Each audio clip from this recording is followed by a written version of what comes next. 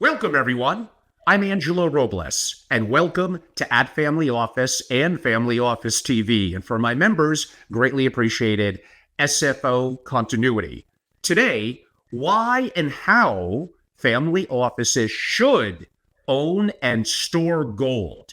And I promise you, the majority of you are not doing it the optimal way that you should. So most family offices own some gold, but I think they're doing it wrong. Gold is an essential asset more so than ever in today's world. And apparently our central banks around the world agree. But the way you own it and store it could make or break its role. I would describe as a true hedge. So in today's discussion, you'll discover the powerful story behind Swiss-based Von GREYERZ, the family-run business that redefines gold ownership with the world's largest private nuclear-proof vault outside of the banking system. So hopefully now it's time to learn how to protect your wealth and gold in the right way. This is more than just owning gold. It's about protecting your family legacy in the face of rising global risk. Today, we're joined by Johnny Haycock. He's a partner at Von GREYERZ. And Johnny has a very intriguing background. We won't hold it against him, but a barrister in London who enjoyed a 27-year career in the city before joining Von GREYERZ to lead their family office department. His career, other than being a barrister, also took him to incredible, iconic institutions that we know all too well, like Salomon Brothers in 1997. Who doesn't read Liar's Poker, John Merriweather, Michael Lewis, all those cool people. One of those two I met, I'll have to let you wonder who that would be, followed by 23 years at Morgan Stanley, where he advised hedge funds and institutional clients and served in the European Equity Underwriting Committee. During his tenure there, Johnny also became a trusted advisor to ultra high net worth and family offices. He now brings over 2 decades of experience to Von GREYERZ. Johnny, after that build-up, welcome to the show. It's a pleasure to be here, Angela. Thank you for having me. I wish I was as cool as Michael Lewis, but I'm sadly not. Well, you got kind of that British James Bond vibe to you, so it's all good. I don't see the pocket square there, Johnny. Come on. What's wrong? What happened to the great Savile Row?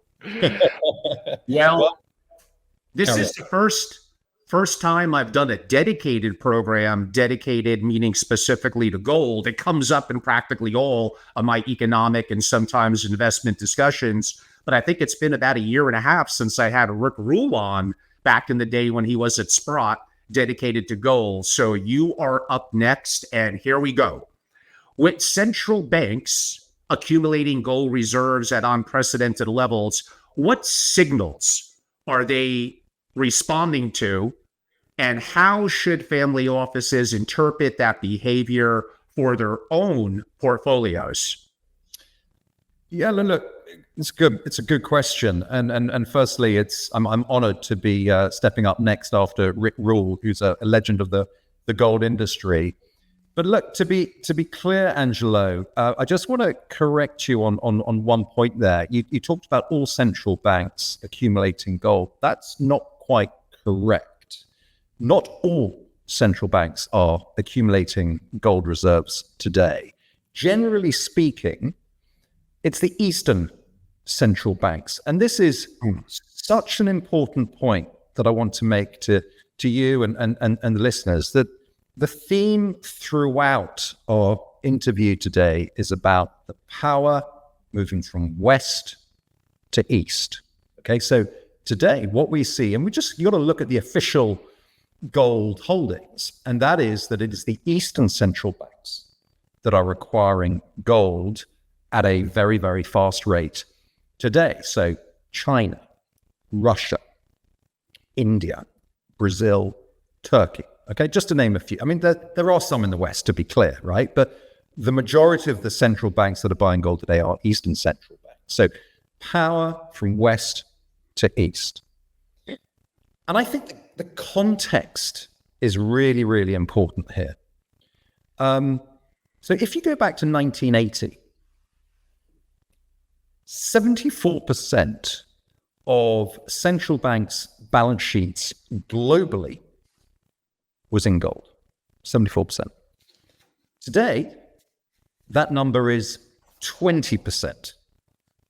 So that is a massive decline, okay, in the percentage allocation of central banks to gold. 74% in 1980, 20% today.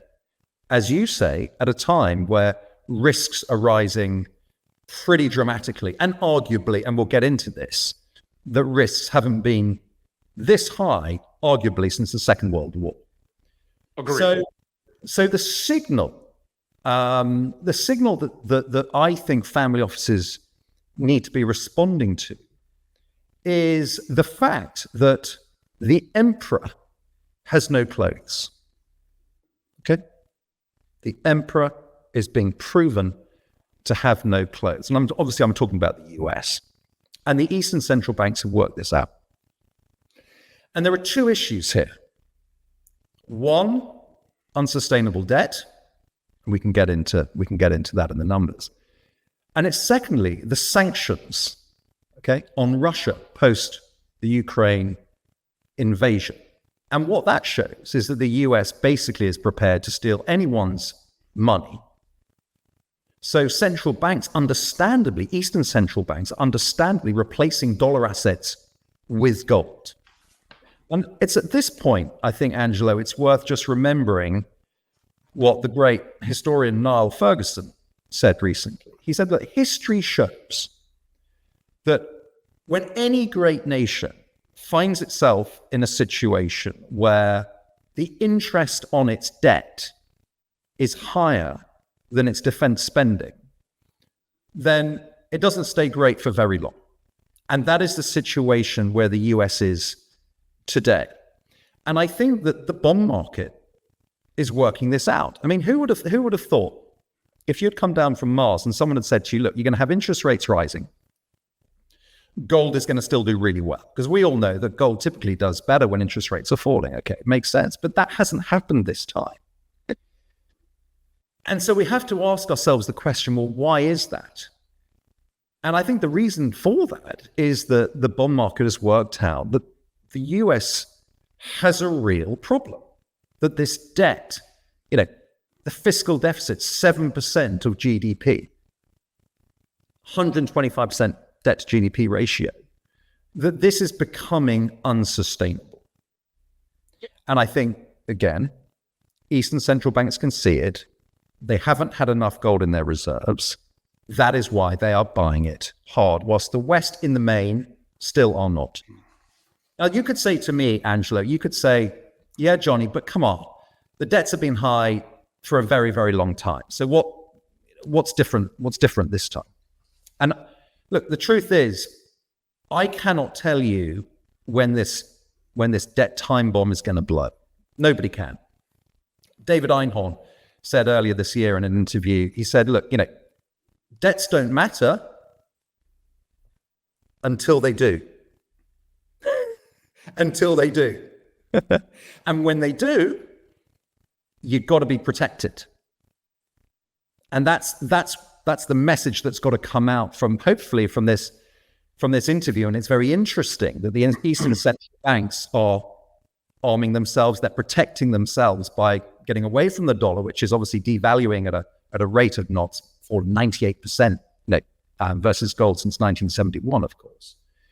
And so family offices, I think, listening, need to heed this clear signal and reassess the scale of their US asset allocations, whether that's in public equities, whether it's in US treasuries, private equity, given the leverage in the system. And frankly, should just be listening a little bit to what Eastern central banks are saying and just follow what they're doing. Because at the moment, and you alluded to at the start, that most simply are not. And maybe just to finish off on this question, maybe the real signal that people should be listening to is Taylor Swift. You'll have to explain this one, Johnny. Because as I see that after the debate last night, that she's now backing Harris. Well, I think that was to be expected. I haven't seen any policy from Harris that's addressing the fiscal deficit. So if Taylor is now going to swing the U.S. electorate to backing Harris for the White House later this year, then good luck to getting those fiscal deficits down and the debts down, because I don't see the policy. Well, wow, Johnny, you give me so much there to think about and follow up on, and some of it is going to be addressed in upcoming questions that I have, but sure. Probably not the time to discuss the debate in detail today, but in the next week, audience, I look to do a debate about the debate and being fair to both perspectives. And by the way, I don't think neither of them have what I would define as a way that we need to address our deficit. Things that Johnny brought up, the interest on the deficit is well above 1 trillion, more than our defense budget. And if you extrapolate that to how things could play out in the years to come, it is simply unsustainable. And we don't have the revenues, the tax revenues, to be able to afford it. Now, that could lead to a discussion on GDP. That could lead to potentially discussion about enhancement with energy and or AI and robotics, but we'll save that discussion, because who thought I would mention robotics in a discussion about gold? But you do never know. You did say a couple of interesting things there, and this is coming from someone who has a private masterclass that I host called Sovereign Risk and Disaster Preparedness for Billionaires and Family Offices. You're correct. No matter how American we are, the fact of the issue of seizing Russian assets should be of grave concern, because that's going to trend down a very, very negative area. So when you look at gold, and depending on its storage, as having no counterparty risk, that does become interesting in this perspective. All topics that as we progress in our conversation, we'll dive into. I will make a comment and then ask a question. The comment is going to be, for those here in America and in the West, today is a special day. It's 9/11. It means something very important to myself and many Americans, as we were effectively attacked on this soil and many thousands of people died. And that's very sad. I worked with someone whose husband died in the attacks, and back at that time, going back to 2001. And it's a horrific thing to happen to the family. So God bless America. Certainly, God bless those families that were impacted by that event, as I think really all Americans were. And today is a day, sadly, for mourning and not forgetting. So on that moment, I will give a 1-second moment of silence, and then we'll move on to our next question. Johnny, my next question relates to what you built up to, and that is, we know about Bretton Woods, we know about the dollar becoming the world reserve currency, 1944, but whoa, what really impacts our discussion today is the year of 1971 and President Nixon. And that is effectively coming off the gold standard that would then become the norm for other countries. And our currency is not backed by anything tangible. Now, I know there are going to be people that are going to say, well, look at our military, look at our planes, our boats, our naval force. I hear you, brother and sister, but this is a little different. The actual currency itself used to be backed by gold that had limited, you can't just print it unlimited or mine it. Maybe it's a 2% a year. So henceforth, what was that historic day in that year of 1971 and the impact it had, looking now at 50 plus years later, on monetary policy, on fiscal responsibility, and to some degree, the mess that we're in now? Yeah, look, 1971 is a key moment, right? That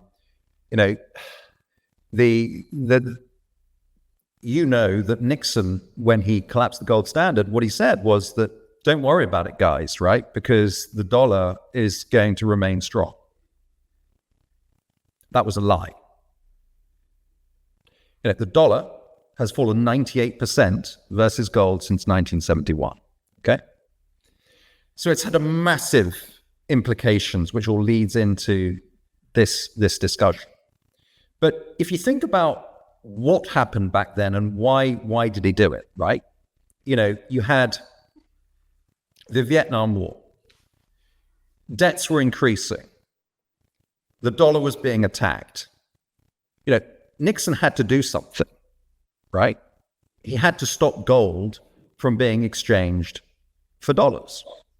And obviously, when he did that, he had to make this promise that it was going to remain strong, which we know was wrong. But doesn't that all sound quite familiar to where we are today, right? You got wars, you got a weakening dollar.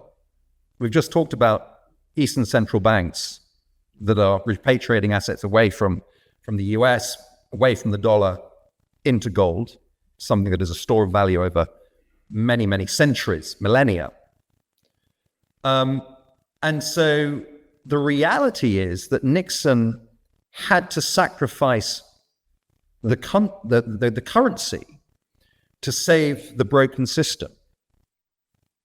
And it's kind of interesting that we're seeing a similar narrative today. You know, someone I respect enormously, Russell Napier, just a great market commentator, and his theories on financial repression are very well understood. But for anyone that doesn't follow him closely, you know, when he thinks about financial repression and inflation, he basically says that, you know, inflation is stealing money from old people slowly, right? That's basically what it is. It's the practice of trying to keep borrowing rates, you know, below inflation rates, okay, in order to, you know, gradually inflate the debt away. And I see this parallel today completely. So, look, back to your point, 1971 and what Nixon did is absolutely critical. It's had huge ramifications for currency markets, okay, for all markets. And you can see now that having had this decline in the allocation to gold from central banks since 1980, having decreased from 74% to 20% today, central banks have woken up and smelled the coffee and think, uh-oh, we've got a problem here, right? And that's why that 20% allocation to gold is going back up, and that's why gold has been strong at a time of rising interest rates. And again, we can talk about a little bit more about this and monetary policy, but the reality is that currency is only going to carry on weakening. And that's the position that we're in today. Excellent. And I believe, although we covered a part of it, I think my next question is still important to ask, arguably with a little bit of a twist as we progress. How do you view the relationship between fiat currencies, which are backed by nothing, and effectively debasement, and gold's trajectory over the next decade, particular in economies that are highly levered and reliant on aggressive monetary policies? Yes. Look, I think the first thing I'd say is we shouldn't be assessing gold over 10 years. It needs to be assessed over 100 years. Okay, it's got to be viewed over a much, much longer time horizon. And history will tell you that, you know, history will inform us about what the future will look like. But the problem today, Angelo, is that a lot of people just don't study history closely enough. And it's just much easier and frankly more fun to extrapolate the good times that we see today in stock markets and to assume a continuation of that, than actually think about, well, what is the maths telling us? And, you know, what is this debasement of currency that we are seeing shows us. And unfortunately, the maths of today and the facts about debt and inflation mean that history may not repeat itself, but it certainly rhymes. And what history shows us, it was Mark Twain said that, wasn't it? What history shows us, and Voltaire said this, of course, in 1728, that currencies all return to their intrinsic value, which is zero. Think about it, right? Yeah. No currency anywhere in the world over the last 500 years has survived, right? It hasn't. I mean, just take the last 100 years, okay? And this is, when I speak to family offices about this subject, I try to get it to the real world and make it easy to understand. And the best way that I get it clear in my own head is to think about it this way. In 1920, gold traded at $20 an ounce.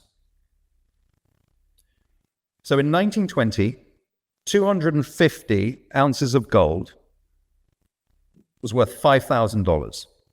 And in 1920, $5,000 bought you a 4-bedroom family home in Middle America. Okay? Roll forward to today. $5,000 will barely pay the insurance on the home for a year, let alone buy a family house in America.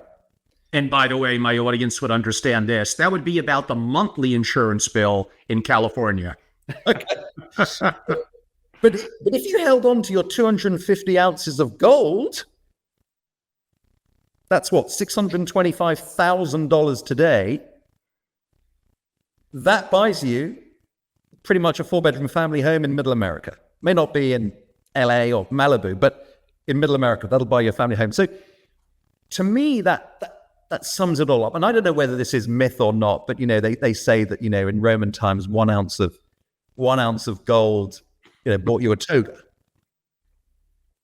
Well, they say, well, maybe 1 ounce of gold will buy you a Savile Row suit. Well, looking at your suit, Angelo, I think you probably need 1.5 ounces of gold. But, maybe 2, actually, Johnny. Come on. My point, that's kind of all you need to know about currency debasement. And then you come back to the point about where we are with the debts. What does that mean for the dollar? We've got wars going on. They've got to be funded, et cetera, et cetera, et cetera. And then you talk about, well, what is it about levered economies? And I think this is fascinating, right? Not just moving away from America for a second. Look, America basically needs to bring down interest rates, okay, in order to help corporate America that just has too much debt. Let's see what that does to inflation and whether that's going to be sustainable or not. My personal view is that I think stagflation is what's around the corner, but we may get interest rate cuts first, and let's see what happens. But just take the UK example and the famous, very, very short Truss government in 2022 and the famous budget with Kwasi Kwarteng.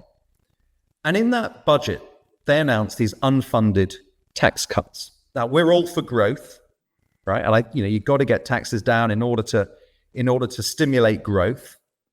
And the UK is a separate subject. We're terribly worried here about what's going to happen here with the budget on October the 30th. But just bear with me for a second. So in autumn 2022, the Conservative government, as it then was, announced these unfunded tax cuts. And look what happened to the bond market, right? Or the gilt market here in the UK. The bond market said, you guys can't afford this, right? You can't afford it.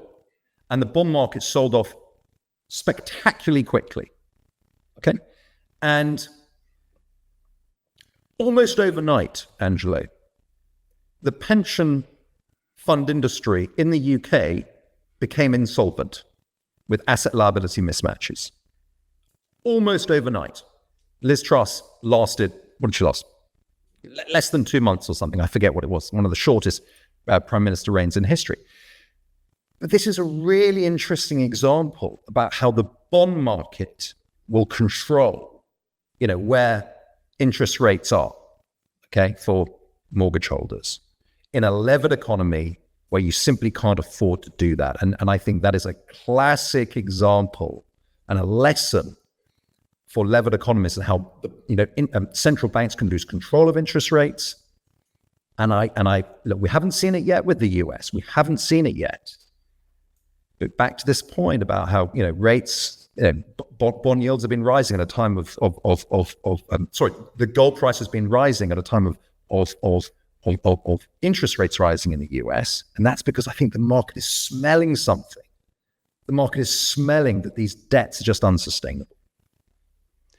And Johnny, given the long-standing debate over gold's role as inflation or deflation hedge, how do you see gold performing over a prolonged stagflation scenario, or even during what unfortunately could be rapid economic contraction? Okay, so let's define stagflation. Stagflation is high inflation, it's high unemployment, and it's stagnant demand. And frankly, it's the worst scenario for risk assets. And I think, again, we've got to look back in history to the 1970s, where that was the last time that we had a proper stagflationary environment. Now, during that 1970s stagflationary period, gold vastly outperformed the stock market and became one of the best performing asset classes of the decade. And after the US abandoned the gold standard in 1971, gold prices rose from $35 an ounce to around $195 an ounce by 1974. And despite some volatility, they continued climbing to a peak of, $850 an ounce in January 1980, right? And I listened to your Rick Rule interview, and Rick Rule made the point that in his career he'd seen two mega bull markets in gold, and he talked about this one. That was a very, very long, protracted bull market in gold. Okay, but it was the stagflationary 70s.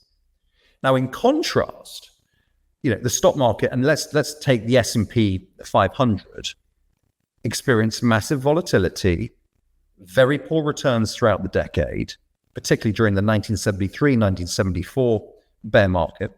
Mm-hmm. And the S&P lost about half its value. I think it was actually worse in the UK. And so when adjusted for inflation, gold provided substantial real returns, while the stock market's real returns were often negative due to the era's high inflation and poor economic growth. So I think that period, Angelo, underscores gold's role as a hedge against inflation, against economic instability, preserving wealth when traditional equities have struggled. So I think that is the perfect example of cementing gold as a safe haven asset at a time of economic turmoil.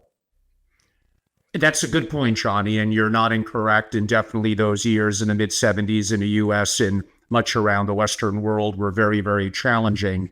I probably could make the point that inflation hedges to be optimized appear to vary depending on various points in time. You'll argue the example that you gave earlier of 100 years ago a home, and I agree with you, over long protracted periods, gold has been, let's go with the verbiage, an inflation hedge. But I could look at, in shorter term horizons, the S&P 500 or AKA the stock market, farmland, oil, energy, as also being things I could shockingly maybe even name the dollar.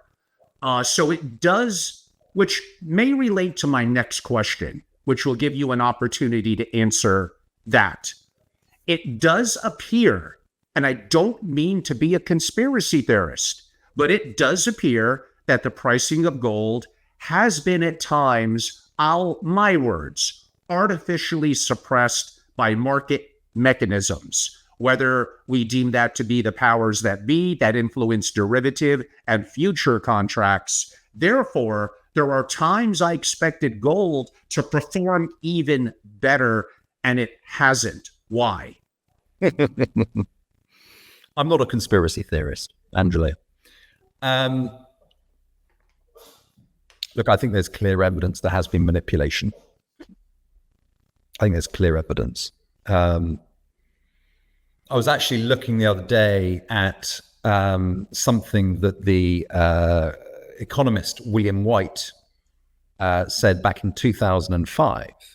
Okay, now I forgive me, my thoughts on dates. I might have got this wrong. Now, an eminent economist. He certainly worked at the BIS, the Bank of International Settlements, at one point.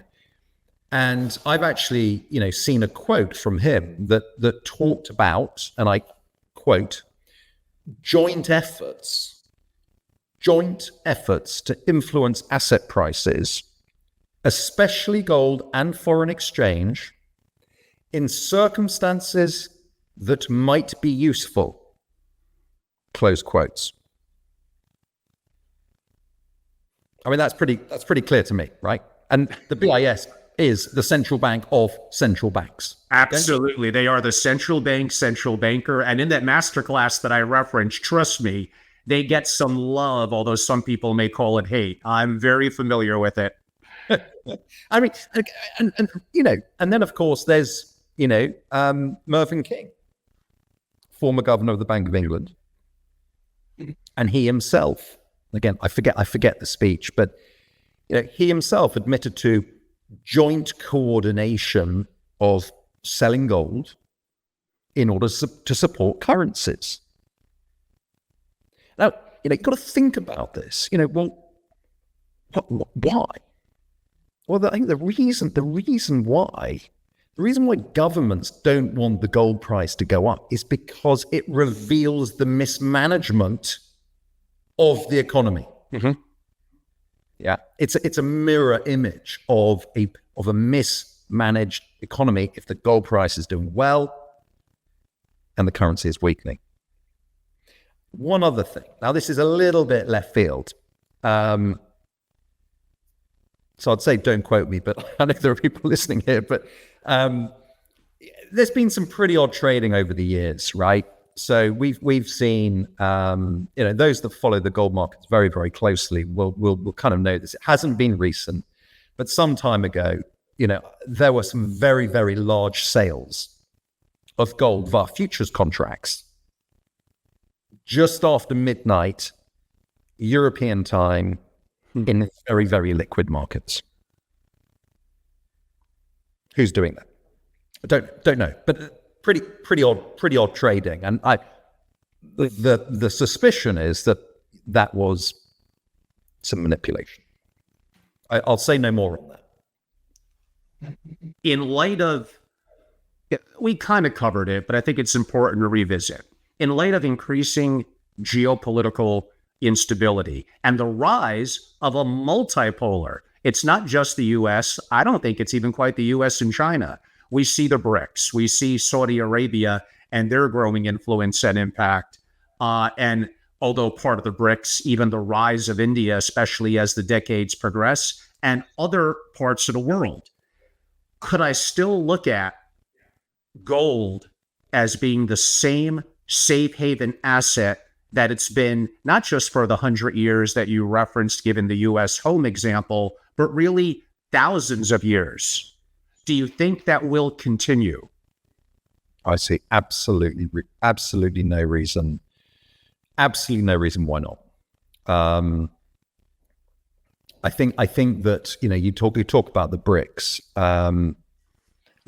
What's fascinating about the BRICS, and again, this is back to the Eastern Central banks buying gold. This movement of the shift of power from west to east. And here's by the way, on this point, here's a really interesting stat again from Niall Ferguson. In the year 2000, the US had twice the manufacturing value add of China. 24 years later, China has twice the manufacturing value add of the US. That's a shockingly short amount of time for that switch to occur.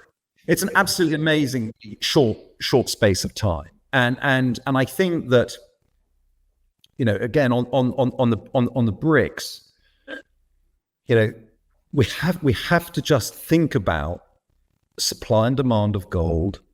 We have to think about the impact that this move is happening. Again, remember, 74% of global central banks' balance sheets to gold, now 20. That's only going one way.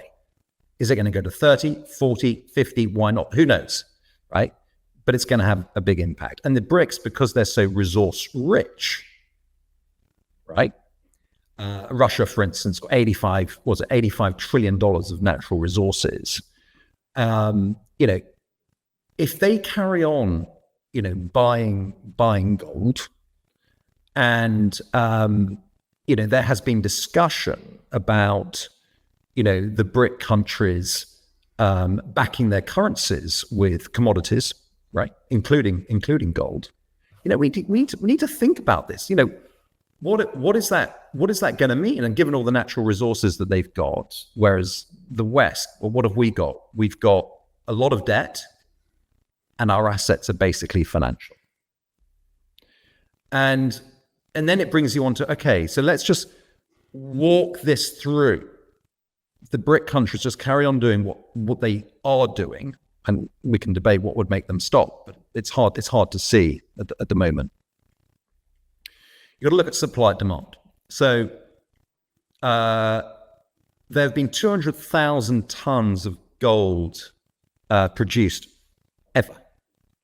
And there are 3,000 tons of gold new supply every year. Which is what, about 2%? Yeah, 1.5%. Right. Okay. And so, you know, if this were to carry on, and we can see that this 1.5% is being very easily mopped up by ordinary demand. And so we have to think about, well, okay, is this going to be inflationary if, for instance, this carries on, or you know, maybe their currencies are backed by commodities? I would say it's going to be very, very inflationary, right? And that leads on to the question: well, what happens? What happens after that? Because there just isn't the supply to satisfy that level of demand. And that goes back to supply and demand, specifically when a given market infrastructure, which leads to an increase in price. And then I think we have to say to ourselves, okay, well, if that means that interest rates are going to rise further, and yet we've got this unsustainable debt burden that we can barely service, then what's going to be the impact on monetary policy on that? Well, surely what it's going to mean is going to be you could get a proper rout in the bond market. Faith in the US declines further in US assets. And that brings back more quantitative easing. And we keep hearing this phrase, you know, QE to infinity. But I mean, if this were to happen, the BRIC countries keep on buying gold and back their currencies with gold or commodities, then that can lead to further QE, more buying of bonds. What does that do? It devalues the dollar even further. And then take it to the final point. Well, what's that going to do to gold? It's only going to go up. And Angela, this is before the institutions have woken up to allocating enough to the asset class. All right? I mean, I spent 27 years in the city of London, 23 years at Morgan Stanley, talking to institutions. I mean, they are just not in gold. Oh, and I'm generalizing, but they just don't own it. I've been to big wealth managers here in London to talk to them this year about gold. one said to me, "Look, we sold all our gold in 2014. You know, we don't have a solution for this." That's where we are. So again, come back to that supply demand point. If that demand is going to be satisfied, it can only be satisfied at much, much higher prices, and that's before institutions, Exactly. family offices have increased their allocations to gold. And then, you know, maybe now's the time to talk about under ownership, but I'll let you. Well, we are getting into that shortly. So there are some questions and comments that came in. To the one that noted, actually on your subject, will Johnny be getting to on von GREYERZ in terms of how the storage aspect works and potentially what are the costs of that? The answer is yes, but that's going to be more towards the end of the interview. If Sure. any of you have to go, no worries. It's being recorded, and happy to share a copy of the recording, which also relates to a comment and quasi-question from Brian. Brian, one, thank you for your kind comment. Brian is a financial advisor, maybe an MFO, who's enjoying your commentary, Johnny, and basically notes he would like to share it with part of his network. So that does cue me up pretty well.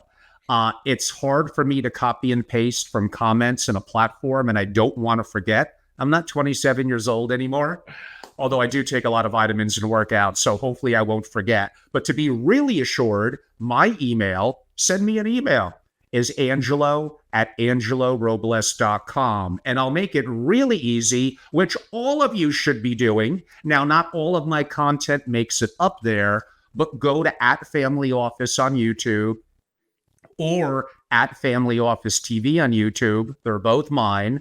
And within probably a couple of days after this will be produced with a little more graphical elements and is up for the world. You just really have to go there and subscribe, and you'll find it. Otherwise, you'll email me.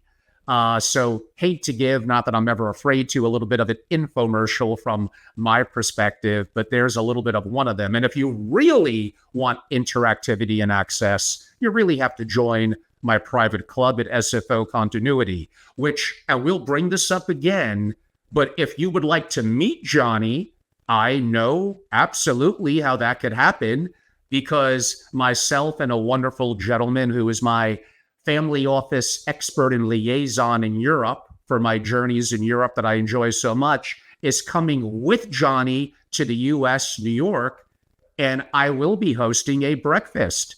It is Thursday, October 10th. It's a breakfast, so if you remember, take that down.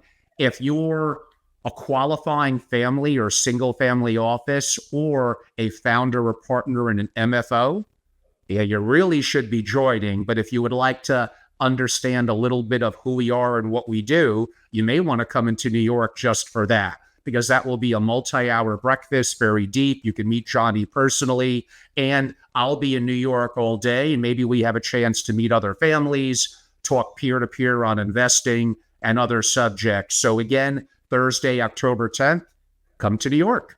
All good. Johnny, on that note, before I get to about 3 to 4 more questions specifically on some of the issues more specific to gold, I do think it's important to take a little bit of a step back and talk a little bit about the uniqueness of von GREYERZ, a little bit about the history of the firm, its culture, its family values, the fact that it is a family firm that you're gainfully employed in, and tell us a little bit about Switzerland and how it all interplays.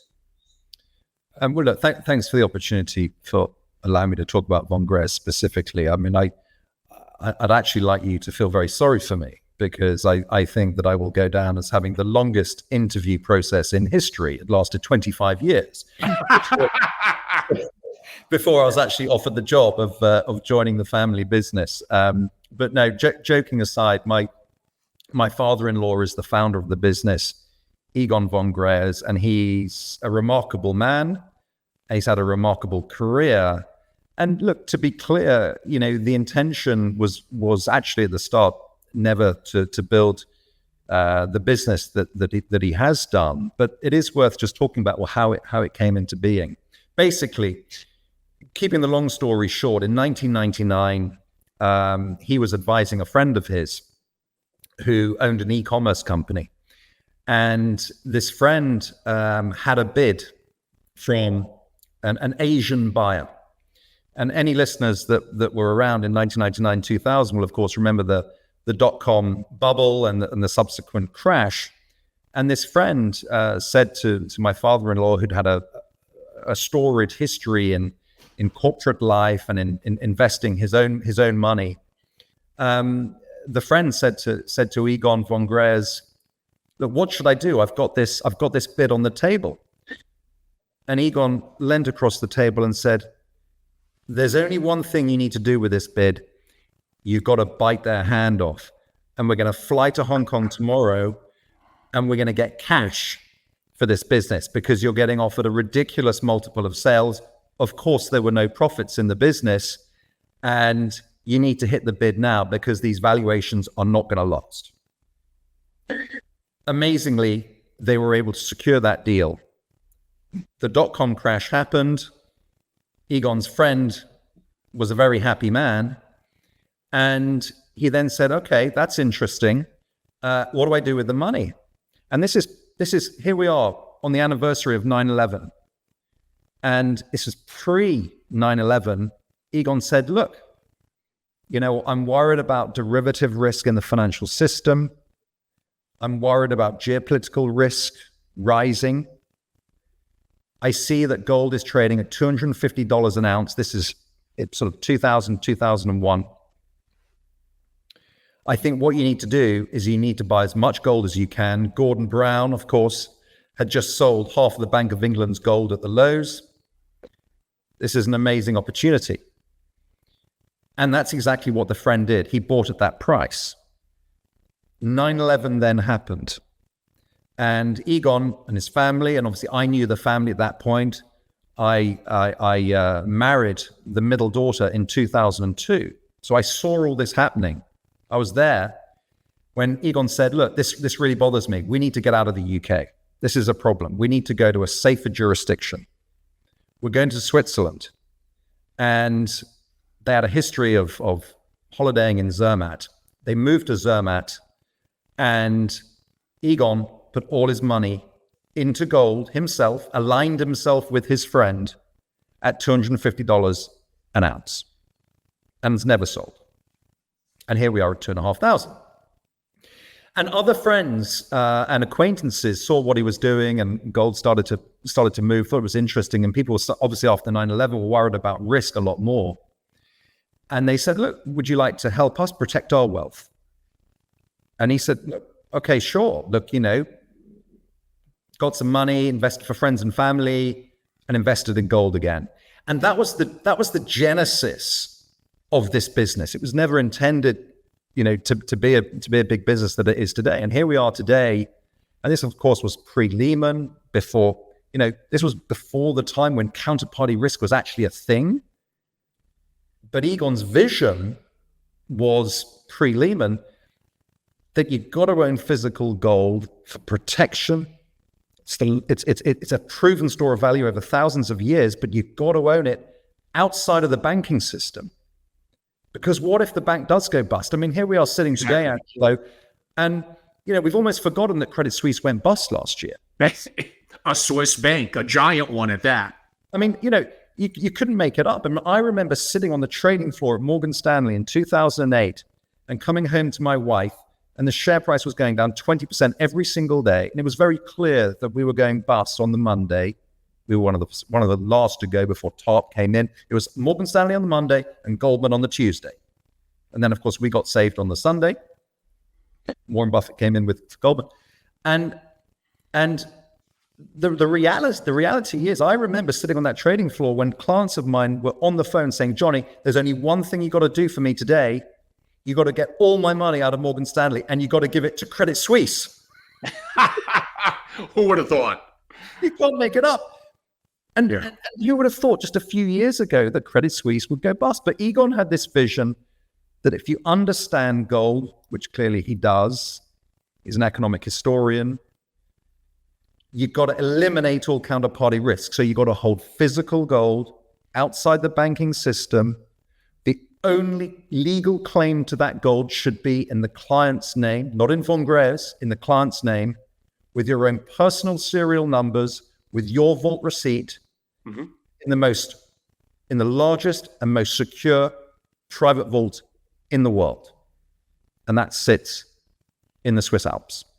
And is that area, I believe, from my journeys, Johnny, is that known as the Gotthard region?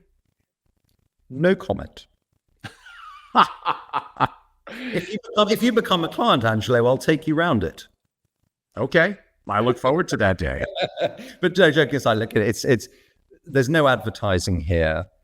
Obviously, our clients know it because they can go there and look at their gold themselves, and people speculate where it is. But it's an unbelievable facility. I mean, it's James Bond, 9 security zones, the 10th security zone, the King's Chamber to go in and where your gold is stored. It's absolutely phenomenal. But this key point about why gold, which we've discussed in this entire interview, and then how gold, if you're going to own it, it's got to be physical outside the banking system with the legal only with yourself. So roll forward today in Von GREYERZ, we're probably now, look, we have clients in over about 90 countries around the world, all 4 corners of the globe, and we have hundreds of clients. And it's a wonderful business. And then the final point to say is that, look, given my 27 years experience in the mainstream world of Morgan Stanley and Salomon, and given what we've discussed, and maybe now's a good time to come on to the sort of the under ownership of the asset class in the mainstream world, my experience we thought could be quite useful for Von GREYERZ, where this is a business that was founded upon really by people that always understood gold.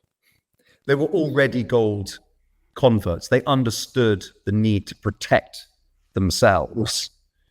And so given that this business in classic traditional Swiss family values, this is for the long term, this is for my generation, this is for my children beyond me, and then their children, to align ourselves with our clients.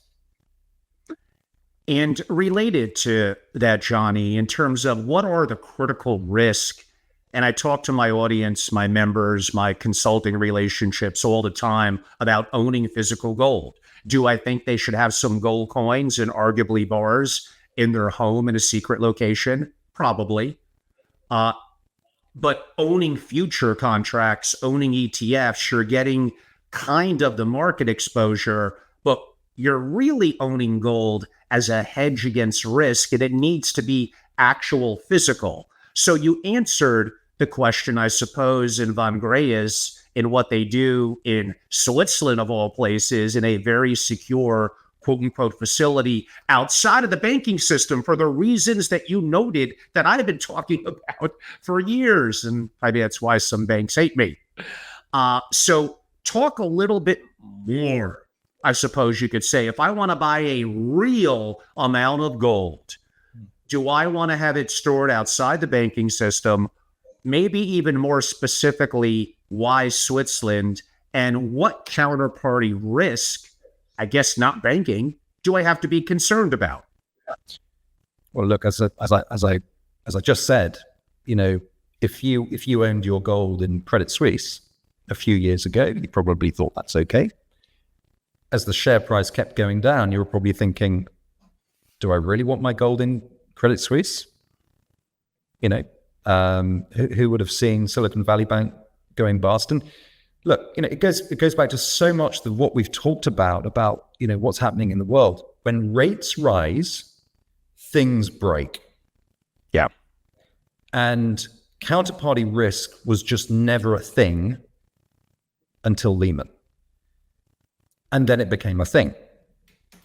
And then with the printing of money that we've talked about, and the incredible wealth creation since then, the reality is it was only when Credit Suisse went, Silicon Valley Bank went first, of course, didn't it? Over those few days, and there was this rippling effect, and it was like 2008 was happening all over again. And so, to your question, if you want to own gold, given the risks that we've talked about at length, why on earth would you own it in a bank? Think about it. You own it in that bank, and China invades Taiwan. The Middle East, terrible situation with the war, intensifies with Iran. NATO gets dragged in further with Russia and the Ukraine war. Or the debt time bomb just goes off. Would you be happy owning your gold in a bank, a levered business, when you can own it outside the banking system in your own name? And you're the only person that has access to it and a legal claim to it. So that's my point. And, that's why you've got to own it physically, because thousands of years, the history that we've talked about, it's the history that shows us that it's physical gold that is the form of wealth protection, the store of value. Gold ETFs, look, this is a long debate, but the reality is there's plenty of people out there that say that these gold ETFs just aren't physically backed by the gold. Right. There isn't the gold that physically backs it. And where's the gold? Sitting in a bank. So and we can talk about mining shares or whatever, but at the end of the day, the purest form of wealth protection and wealth preservation is physical gold outside the banking system with the best insurance, eliminating all counterparty risk. And that was Egon's vision. Excellent. And for those of you that think that your stocks, your treasuries, your other, that you don't see, feel, and touch, they're effectively ledgered, you don't think there's anything from a governmental and banking perspective or a DTCC perspective that could go wrong there. I hope not. I'm going to be optimistic not, but this goes back to sovereign risk and disaster preparedness. Is it more work? Yes. Is it laborious? Yes. Is it going to feel good you're doing it? Not necessarily. For those of you that are concerned about your continuity, which is a reason why my private club is called sfocontinuity. Continuity over the generations. You hedge and you plan for these risks. You have the opportunity to see around corners, even if you're wrong. And maybe you are taking some chips off the table of capital that you could get in addition, but you're already rich. You want to maintain it through inflation. I get it, purchasing power, but this is a complex undertaking that is maybe a little harder than it may look from the outside looking in. But stay tuned. At least for my members, I'll have more content on that coming up in the coming months. Johnny, if gold were to reach $5,000 an ounce, what specific macroeconomic and geopolitical conditions would the world need to be for that to happen? I'm assuming pretty darn bad, but you gave some examples of where things are looking bad and getting worse. So those conditions could happen. Look, I mentioned three of them just now, right? Right. China, Taiwan, Middle East escalation, and the Ukraine war. It could be another bank going bust, right? It could be something. It could be, central banks losing control of interest rates. Any number of things. I mean, look, I can't forecast that, but you talked about 5,000 in the next decade. I would say 2 to 3 years. Right. I mean, seriously, and again, perhaps now is the time to talk about the ownership point, right? I mean, if this momentum that we see, I think that we are still in the very, very early stages of a long multi-year bull market in gold. It is absolutely not too late. I mean, what Egon says to all the employees at von GREYERZ is, look, he says, look, I've been in this business for 25 years, but it's only just starting now. And I think that it could be any of those geopolitical risks, but on the ownership point,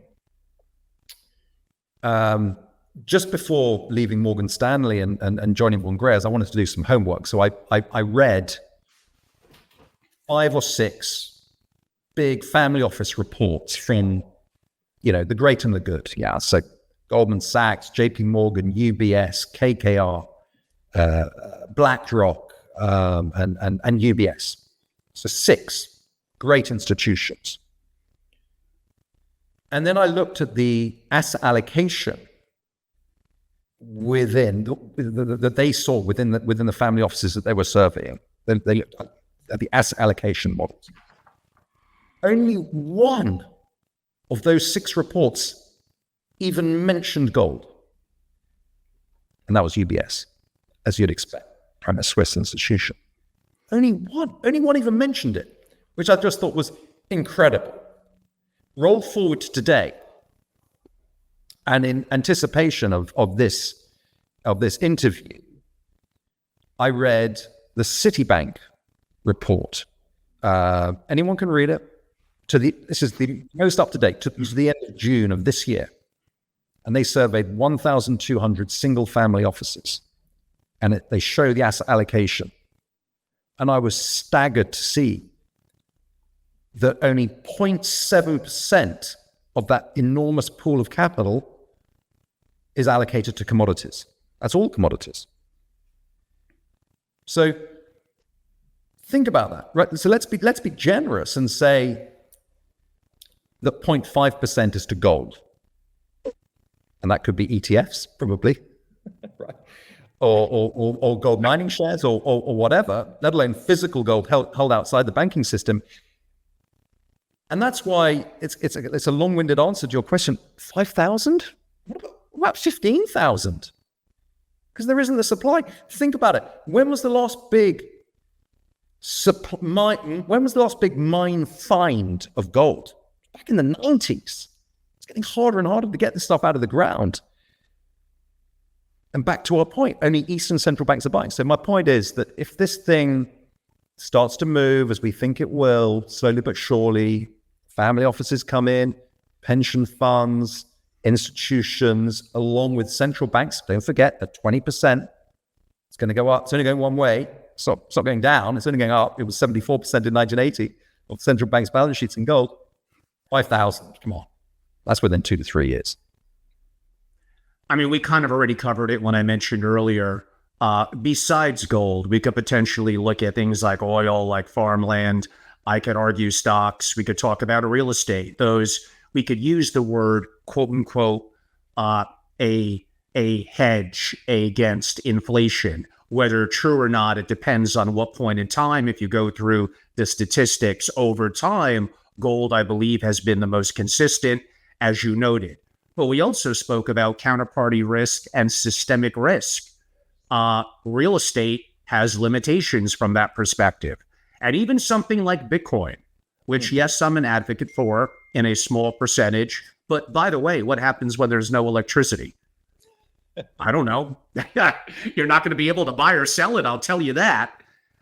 So yes, do I think families should consider it? And perhaps for some as an opportunity or a hedge, it deserves a modest place in the portfolio? Sure, we can make that argument. But I think when you look at what could go wrong from a systemic issue, from banking to government to this and that, when I look at gold, when I look at Switzerland, it just appears to be the perfect fit.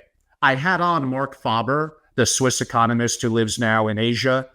And Mark is great. I'm interviewing him 11 o'clock my time. It's near midnight his time. He's got a cigarette. He's got a bottle of beer. He's literally drinking a bottle of beer. He got me excited. I grabbed my whiskey and I had a little, if you all don't mind. But it's Mark Faber after all. He actually stated, and maybe his opinion changed. Maybe it went up in the last year and a half. But he stated he doesn't know why family offices don't have 20% of their assets in gold. Now, I could argue from my perspective that sounds a little too much for me, but you're mentioning it may be as little as under 1%. That is unacceptable. That is not working from the perspective of how the world is now, looking at history and what could go wrong. It needs to be greater than under 1%. Look, 0.5% of world financial assets today are in gold. In the 60s, it was 5%. Yep. So just think about that, right? Just getting back to the mean of 2% is a quadrupling of demand that can only be satisfied by a lot higher prices. And look, I want to make this point really, really clear, right? You know, nothing goes up in a straight line, right? You know, gold is a lot less volatile than Bitcoin that you talk about clearly. And look, I personally think that they're entirely different asset classes. Bitcoin's been around 15 years. Gold's been around thousands of years. I think they are more complementary than anything else. But it's not one or other. But you just got to get your sizing right. I mean, all I would say with gold is, you know, I've read academic research suggesting that the right amount of gold within an asset allocation model is 19%. Certainly at Von GREYERZ, we've got hundreds of clients and a lot own more than 20% in gold, but we would say, look, 20% is probably the right number. However, I can totally understand why, you know, family offices say, look, you know, 10%, that's going to be my insurance. That's my insurance policy, 10%, and I'm going to own it the right way, okay? But what did I just say about where we are? You know, in the Citibank report, you know, we're 0.5%. Just only going from 0.5 to 3 could have a big impact on the price. But, you know, you pay as your money, you take your choice. Some people say 10, some people say 20, whatever. Look, for me, it would be 20%. Now, given the risk that I see in the world, now look, if Treasury yields get a 15%, we're going to have a separate conversation, right? Of course, we gotta go where the puck is going, not looking backwards, right? And if we get to a point where treasuries are yielding 15%, we'll have a separate conversation where you want to be selling your gold at 20,000 and buying treasuries, right? But that's probably for a decade from now. And just by the way, on the hard assets point, this is another thing I observe as I do meetings. I just don't think people have enough hard assets if we're in for a stagflationary environment that's looking more and more likely. But the problem is let's look at history. You know, oil in the last 3 recessions in 2002, 2008, 2020, COVID. I mean, you know, oil fell peak to trough 60%. Okay. And clearly there are the variables there with what's going on in the Middle East. There could be an oil shock, and it's complicated, right? But it's highly, highly cyclical. Real estate, right? Look what happened with the subprime crisis. Look at the leverage in that market, you know, and that's where rates are today at 5. Well, what happens if rates go to 6, 7, 8? You know, we know what happens in that situation, right? Values fall a lot. So again, I think hard assets will do well in the environment that I see, but you've got to size it right. And real estate, I don't know so much about farmland, but certainly real estate and oil are completely different kettles of fish versus gold in terms of proper wealth preservation. And Johnny, I believe my last question before we get to a close. In the context of gold mining investments, do you see gold miners providing a superior risk-adjusted return if you're looking at it strictly from a return perspective compared to physical gold? And should investors weigh operational risk against the potential outsized gains? I think it's a very timely question. Because gold mining shares, as you know, have done terribly badly for many, many years versus the gold price. Okay? And I think, look, within the stock market, I can see why precious metals mining shares finally actually could do quite well relative to the S&P. Okay? I can certainly see money coming out of the Magnificent Seven. We don't need to get into the narrowness of that market and some of the valuations that we see, right? But,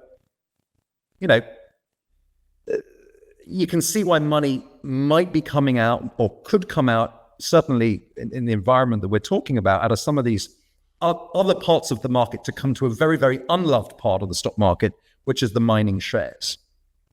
Only yesterday, you saw that Anglo Gold Ashanti bought Sentiment at a 36% premium, right? Or put a bid in at a 36% premium. That may not be enough, but I wouldn't be surprised when you think about the all-in cash costs for a gold mining company today at $1,900 an ounce, $2,500, on the screen today. There's some pretty nice margins there, and I can see that. I can see more consolidation. The timing feels right for more consolidation in that market, but that is investing and speculating, I would suggest, versus proper wealth preservation, which is physical gold outside the banking system. They're different. Okay, let's think about how the stock market has evolved over the last, certainly in my 30-year career in the city. The rise of passive money versus active. Okay, I think I'm right in saying that over half of all money in the stock market now is passive money. What does that mean? It's great on the way up for the Magnificent Seven when that passive money just has to keep chasing it irrespective of the price. But what happens when the bear market comes and that passive money has to sell? It may be, and this would be my bet, it may be that precious metals mining shares outperform a falling stock market big time. Big time. But you got a lot of risk there. And it's a different investment to physical gold outside the banking system, which in our view is the only way really for wealth preservation for the longer term. Excellent, Johnny. A comment came in, then a couple of questions. We'll make them a little quick. To Giovanni. Giovanni, it's in the statistics from cities, so maybe they have families that are just not really that allocated to commodities. Maybe that's what it is. Maybe they don't want to share some of the truth behind it. You're also Italian and international. Maybe a lot of the families they did were more U.S. and they were different. But it's been my experience that physical ownership of gold and even broadly commodities is okay. Maybe for some it's not under 1%, but it's definitely not 5% for most families. It probably is somewhere rather low, and definitely could use looking at from the perspective, at least on gold, that Johnny gave. We do have to move along a little quickly, Johnny, but a couple of questions came in. One of them, what are the regulatory reporting consideration requirements for gold held with Von GREYERZ? It absolutely depends, where you are paying your taxes. It depends. So look, I'm not a tax specialist, so my straight bad answer to that is, depending on where you are paying your taxes and where you are domiciled, then you will need to, look at what you need to disclose and what you don't need to disclose. My understanding of you, and we have a lot of American clients, is that if you are investing as a private individual, then you do not need to be disclosing your gold if you held it in Switzerland as a private individual. My understanding, as an entity, then you do. Got it. A couple of other questions for a family at, say, 100 million AUM, starting to invest into gold. What would you recommend to start the process concretely? Why is newly refined, his words in parentheses, important? Yeah. Look, the first thing I'd say is please get in touch with me, and look, we have the system to help you, obviously. Look, our view is, for someone that is buying gold for the first time, 70% of the world's gold is refined in Switzerland. We do not deal in secondhand gold bars. Okay? If you came to me and said, I'd like to buy some gold, we buy direct from the refinery. You get your however many ounces that you want, or however many dollars that you want. You get as many ounces for the dollars that you're prepared to allocate to the asset class. And then we will get your gold and store it in our vaults with your own personal serial numbers and vault receipt, eliminating all counterparty risk. You will only have the legal claim. But our absolute principle is we don't deal in secondhand bars. We only deal in freshly minted bars straight from the Swiss refineries. Excellent. And in the essence of time, everyone, we are going to begin kind of a close. A couple of quick points. For those that are listening live, I am hosting a peer-to-peer breakfast with members and select investor family office guests. No one else, I'm sorry, have room for one more special guest tomorrow. So that is Thursday, the 12th in New York City in Midtown. Again, it's another breakfast. Apparently, I love to get up early and do breakfast meetings, which of course I do. So if by chance you wanted to reach out, I think you all know how to do that. But again, it's Angelo at angelorobles.com. And the week after, a couple of weeks after tomorrow, apparently I like Thursday breakfasts in New York at the Harvard Club with the before mentioned Johnny at GREYERZ. We are gracious enough to be hosting him in a special breakfast. It's for my members first. If we have a couple of other spots for qualified guests, you could have the opportunity, one, to learn more about membership, but at least to reach out to me. Again, Angelo at angelorobles.com. And we look forward to making that an enjoyable experience. Where I've done these before, there are some people that fly in just for kind of effectively a 2-hour meeting. But again, I'm going to be in New York all day. Maybe it's an opportunity to meet some peers, for us to connect more personally. So feel free to reach out. Happy to connect with everyone. Johnny, I'm going to give you a chance to maybe say a final word. And for those that would like the opportunity of following up, how could they learn more? Absolutely. Well, look, thank you so much, Angelo, for giving me this platform and a really interesting discussion. I hope that the listeners have enjoyed it too, and perhaps learned something. Look, for any questions or any inquiries about Von GREYERZ and what we do and how we can help you, please just email me. My email address is jh@vg.gold. I'll answer any questions. I answer every single email that I get. So please get in touch, and we'd love to talk to you about helping you protect your wealth. Great. And specifically for my members, but you could always reach out to me. I'm happy to make the email intro as well. I believe that connecting the dots among my worldwide dream team and my travels around the world and what I do in a variety of different subjects, including this one, like ownership and direct ownership and storage of gold, and specifically in Switzerland, hey, you're meeting some of my Rolodex, and I'm happy to share. Everyone, I'm Angelo Robles. If you don't already, go to YouTube, subscribe to @FamilyOffice and @FamilyOfficeTV. I have also a newer Apple and Spotify podcast, Angelo Robles Podcast, and even a Rumble account where I have some videos up. And more so in the future, each of those accounts are going to have something unique and different to them. They're free, so why not go and subscribe?